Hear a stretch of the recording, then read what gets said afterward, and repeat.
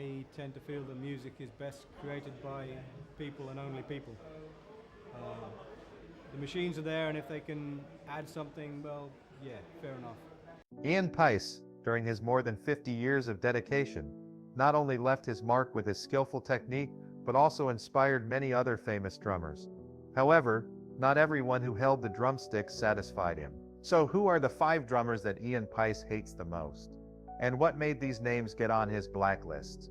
Let's explore this surprising list right after. The clash of styles. The Deep Purple drummer has always spoken out against drumming techniques that conflict with his artistic worldview. He has long disliked drummers who use double bass drum methods, which contrasts with Paice's groove-centric style. Despite playing in one of rock's most prominent heavy bands, Paice has always opposed the double bass drum approach that metal drummers are adopting. Although Paice plays in a seminal and iconic metal band, it doesn't mean he's a big fan of the double bass drum techniques deployed by countless hard rockin' drummers. He noted in a YouTube Q&A, "The only time I ever really did it was on Fireball, because it added something to the track," Paice said of Deep Purple's 1971 drum opening. The way the riff rolled along, it needed that power of 2 kicks. This rare exception shows his judicious use of drumming styles, only when musically warranted rather than for show. Paice has always prioritized pattern over pace while drumming. He said, "I've always preferred to think in patterns. Sometimes with the bass drums, it's not where you put the note, it's where you don't put the note, and that makes it work." This contradicts drummers who emphasize rapid-fire double bass. Paice admits his limitations with this method, saying, "50 years later, 2 bass drums are all I can do. My brain works differently." He admits the talent, saying, "It's no problem because I don't want to do it, but I appreciate how hard it is, what it is they do now, and how it's sort of moved on." Paice believes drumming must change. Music, and drums especially, must evolve, must go somewhere else. His disdain stems from differing musical goals and cognitive rhythm methods, not closed-mindedness. In his own words, "I like modern trends. I don't like or want to play it." This sentence precisely captures his position: respect without personal interest. Paice has changed his playing as he's aged. Despite playing 2-hour sets every night at 76, he admits, "Many things that were easy when I was younger are now challenging, but I know more today than when I was younger.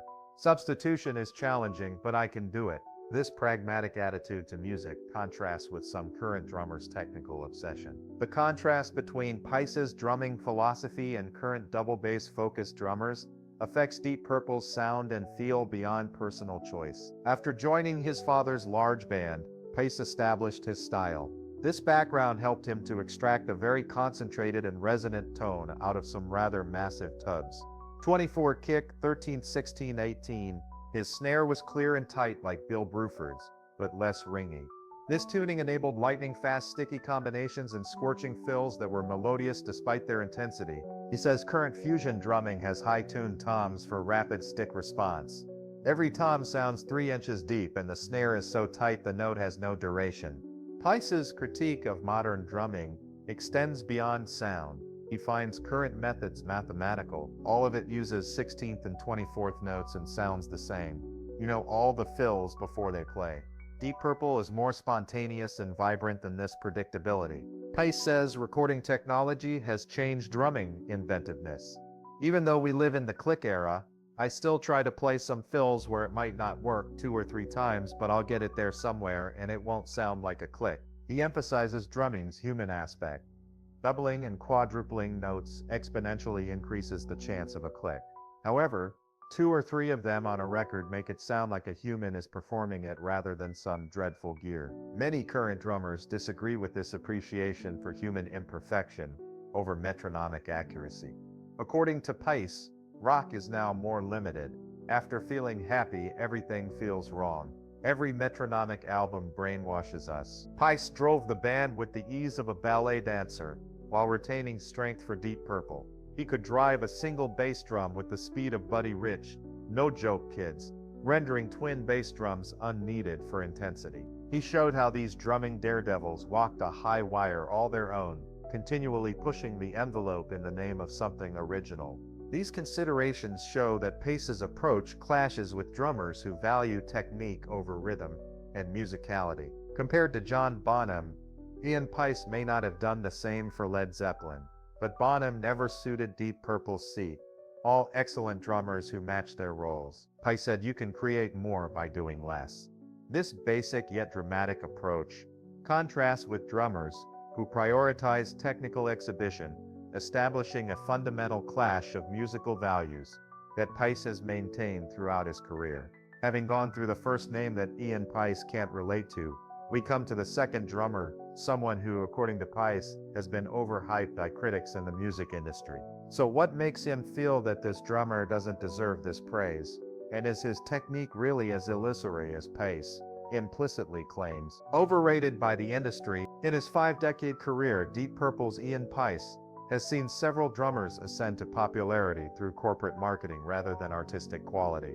As one of rock's most technically competent yet unappreciated drummers, his opinion on overhyped artists shows how notoriety and talent differ. Despite his notable contributions to rock music, drumming forums and experts say Paice is criminally underappreciated.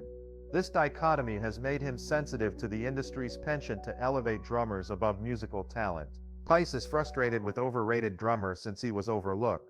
A pundit said, Ian Paice has a less passionate personality, but if we consider the pure skill, for instance, he's better than Bonham. His quiet temperament and desire to hit his drums do the talking. Contrast with more outgoing drummers. Many drum fans believe Paice's soft-spoken nature and gentlemanly behavior might be one of the reasons that he is often overlooked. Paice has avoided conflict throughout his career, unlike insufferable people like Keith Moon and Ginger Baker. Unfortunately, his lack of controversy has occasionally resulted in less media attention than his more turbulent colleagues. Paice believes the business promotes Bonham, Moon, Baker, Peart, and Ringo as the Great Five of rock drumming regardless of technical quality. Many drummers don't like this label, since being an iconic drummer does not necessarily mean you have more talent than non-iconic drummers. Online conversations about overpraised drummers are instructive. Funny essay. Although overvalued, those drummers and their ensembles are good. This illustrates Paice's frustration, inflating a band's popularity with a drummer's competence. Paice believes that many highly recognized drummers gain from their affiliation with famous bands rather than their competence. One forum poster questioned about a famous drummer, I've never considered Lars Ulrich overrated. He's useful. Paice agrees that band affiliation typically trumps technical skill in a drummer's reputation. Many online drumming groups highlight this disparity. Yes, I agree. Ian Paice has a less passionate disposition, yet is stronger at pure talents than Bonham. I think John is more inventive. Discussions show how industry marketing and personality may affect musical talent perception. Ian Paice, whose wife has supported him through decades of traveling and recording, criticizes overrated drummers for separating technical showmanship from musical contribution. His drumming philosophy has always prioritized musicality above technique. Paice condemns extreme drumming, a style centered on technical show rather than melodic contribution. There's an industry now of extreme drumming. Some amazing technicians teach the future generation of drummers. Instead of playing in bands, they sell drums and promote drumming. This critique includes drummers who value speed and intricacy over rhythm and feel. Paice stresses that your intellect is the instrument, not your hands and feet or rudiments. Can you make music? I've never been interested in drumming technique. Paice contrasts technical skill from musical contribution. I've taken the technique I have, the things I need to employ, and you see some of these youngsters doing this crazy, wonderful stuff. To me, it's like an exercise. I don't see much music. It only serves a tiny population. Unlike many famous drummers, Paice's method has always been practical. I suppose every player has simpler stuff, he says. I always found doubles simple, meaning fast and powerful, and singles almost as simple. His goal is musical application, not technique. Paice also critiqued how contemporary production methods have harmed drumming authenticity. The click track has taken away our independence from the 60s and 70s. The click track has great and horrible aspects. He claims uniformity has made drummers more prized for precision than inventiveness. Paice believes technical precision sacrifices music's humanity. The standardization of everything is making us lose our humanity and what makes those old records still interesting to kids today. who weren't even born when they were made, is that they have a human connection with the musician creating it. Modern metal's extremely precise drumming is often criticized. Metal is thoughtless, lyrically and musically. Nobody could claim we were like that. We always did things with thought, and that still applies. Paice's technical skill and musicality set him apart from other overrated drummers. Paice could drive a single bass drum with the speed of Buddy Rich, no joke kids, while remaining melodious, according to one fan. Paice earned proficiency via musical application, unlike drummers who use double bass or other shortcuts. According to numerous drum specialists, Paice's singles were outmatched only by Buddy Rich, and the level of speed he reached with a single pedal is out there with the likes of Dave Lombardo. Fans of Paice's speed, strength, and musicianship find industry promotion of lesser drummers annoying. Contrasting Paice's music with overrated drummers' flashy techniques reflects his philosophy: I don't mean to practice for hours at a time, it's a matter of just keeping the muscles remembering what they're meant to do, and it might be 2 or 3 minutes a day. Drumming has always been about serving the music for Paice, not technique.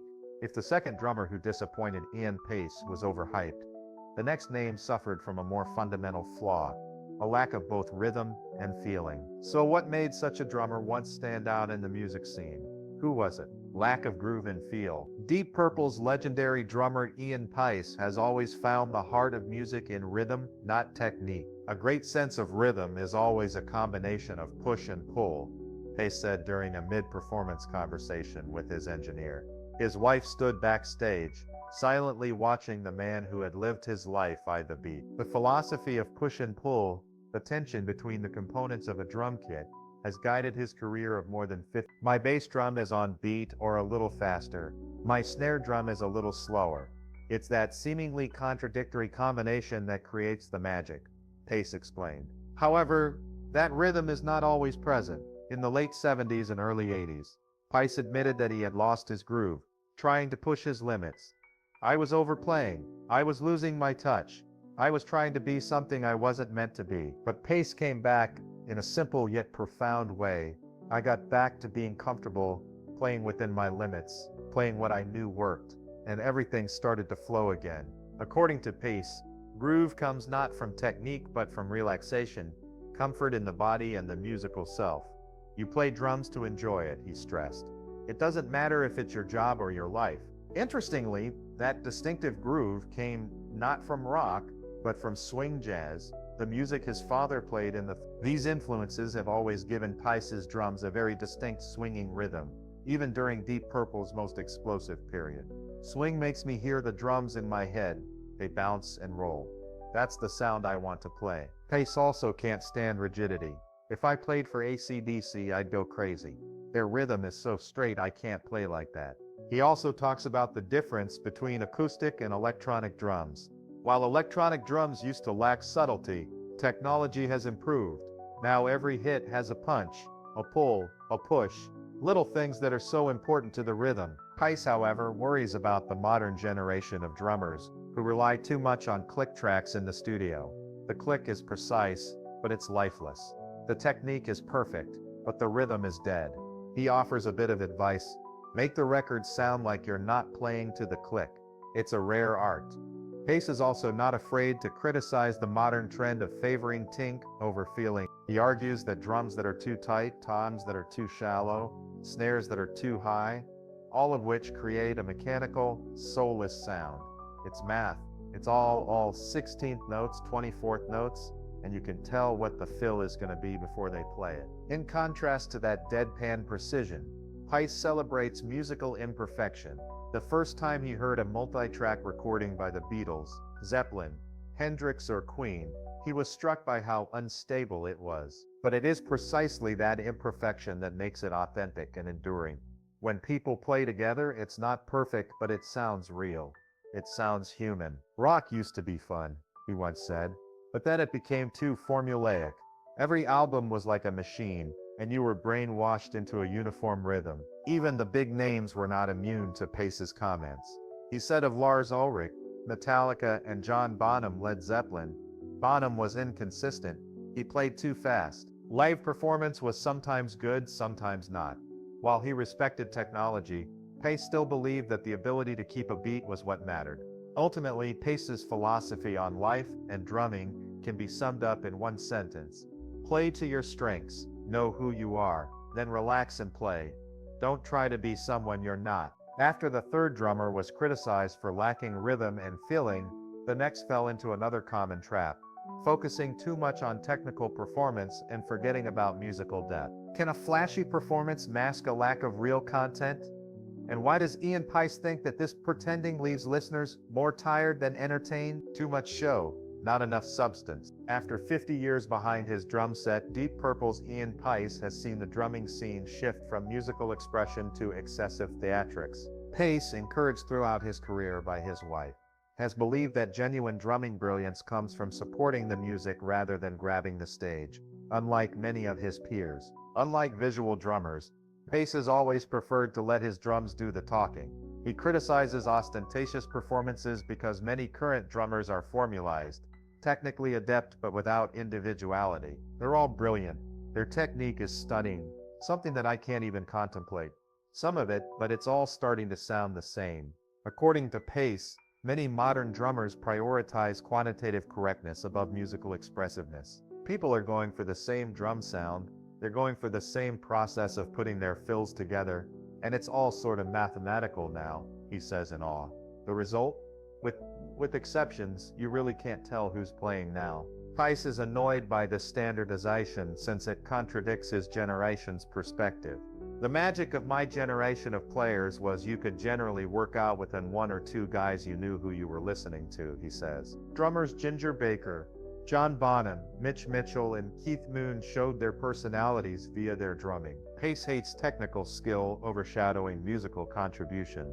He assures his lightning-fast sticking combinations and blistering fills manage to remain musical despite their bombastic nature. This balance between technical skill and musicality distinguishes content from spectacle. Paice has always prioritized musicality.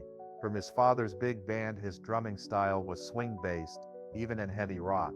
This expertise helped him pull a surprisingly focused and resonant tone from his drums and keep a crisp and tight snare sound for the song. Most significantly, Paice thinks you can create more by doing less. This theory directly confronts drummers who believe larger fills, quicker playing, and more visual spectacle improve music. Paice learned as a musician that constraint frequently produces better music. How do substantial drummers differ from theatrical performers? Paice defines true musicianship as using jazz and swing for a free-floating aspect that captured a sense of spontaneity, lightness while playing heavy, with the ease of a ballet dancer, creating a unique drum sound that lets the drummer stand out, serving the song, not dominating it. As she ages, Paice finds greater wisdom in minimalism. The author concedes, many of the things I found easy when I was much younger are now difficult, but he knows more today. So substitute. His emphasis on musical efficiency above technical presentation shows that substance trumps show. Paice has shown that genuinely striking drumming occurs when artists walk a high wire all their own, continually pushing the envelope in the name of something original, rather than following formulas or considering visual appeal. During his career with Deep Purple and other bands, Paice puts music first, letting his legacy be defined by music more than appearance. Is talent alone not enough when personal conflicts can cause a rift in an artistic relationship? And what did Ian Paice experience that made it impossible for him to continue working with this drummer? Personal conflict or rivalry. Despite his reputation for being drama-free throughout Deep Purple's turbulent existence, Ian Paice had personal disagreements with some drummers that affected his professional relationships. Paice has endured many lineup changes as Deep Purple's sole member while remaining professional. Ritchie Blackmore was Deep Purple's most contentious member. There were never any problems among the four of us from the old lineup. There were just problems between Ritchie and other people.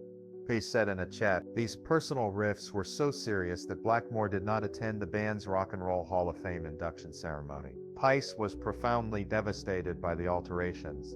Every time we had a situation where somebody left or somebody was asked to leave or whatever, it's a terrible feeling, he said. You wake up, have fun, and wear an attire that makes you money. That's gone in the afternoon. Long term, these personal tensions shaped Paice's drumming style. In the mid-1970s, Glenn Hughes joined the band, and his love of black music and the way he played bass in a much more funky style would rub off on the rhythms I would have come up with to complement him. In 775-76, Tommy Bolin gave a new perspective to the band. Additionally, Paice's musical connections led him to explore unconventional paths. Despite these detours, he said, "You don't go far from your feelings. Return to the freeway you believe in." Paice says the current Deep Purple group has superb chemistry, a welcome change from stormy years that challenged his professional respect for fellow musicians. What do you think about these views of Ian Paice? Are they the norm or personal views? Please share your thoughts in the comments section below. We would love to hear from you. And don't forget to like the video and subscribe to the channel for more interesting updates. Thank you and see you in the next videos.